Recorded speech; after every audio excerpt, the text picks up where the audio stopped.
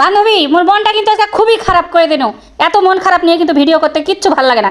মুই আসলে কিসের ভিডিও ফেসবুকে ছাড়মু এটাই মুই এখন পর্যন্ত ঠিক করা পানো না বান্ধবী। যেই ভিডিওটা ছাড়বা যাচ্ছ সেটাই মোর দোষ আছে। মুই আনা সুখ শান্তির ভিডিও যদি ছাড়ছো তাহলে মানুষে আবার কমেন্ট করছে, মানুষে কছে যাইতে ফেসবুকত মেয়েটার টাকা পাছে, মেয়েটার পাখা গজাইছে, বাড়ি করবে গাড়ি করবে, এখন ফেসবুক টাকা পাওয়া লাগে একেবারে সুখে একেবারে গদগদ হয়ে গেছে।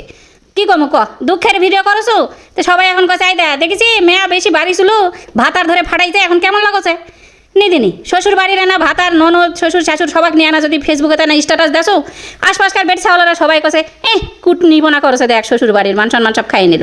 মুই আনা ফানি ভিডিও করছো বেবাকে কছে ও মা বেডসালটা পাগল হয়ে গেছে। রোমান্টিক ভিডিও যদি দেখো তাহলে কছে আইদা দেখ বুড়া বয়স টিকটক করছে, 36টা নাগর হয়েছে, এখন পরকিয়া করে বেড়াবে বাজারে বাজারে। মুই আনা চিল্লে চিল্লে গান কও। আচ্ছা বান্ধবী কত গান কি ধীরে কোয়া যাবে? মুই আনা গলা ছাড়ে দিয়ে চিল্লে চিল্লে না গান কছো, বেবাকে কছে নি এখন আবার নড়তে কি হয়েছে, কদিন পরে কাপড় খুলে নাচপা শুরু করবে। হাদিসের কথা হলেও আবার দোষ, বাবাকে কাছে নাটক শুরু করেছে অমুকের বউ। আচ্ছা বান্ধবী তো এরকম কত মুই কি ফেসবুকত ছাড়িম, মুই কি পোস্ট করিম ফেসবুকত? মোর তো কিছুই ভালো লাগে না, মুই তো বোঝা পাছো না মুই কি নিয়ে পোস্ট করবো, ছাড়মুতে কি ছাড়মু মুই আসলে।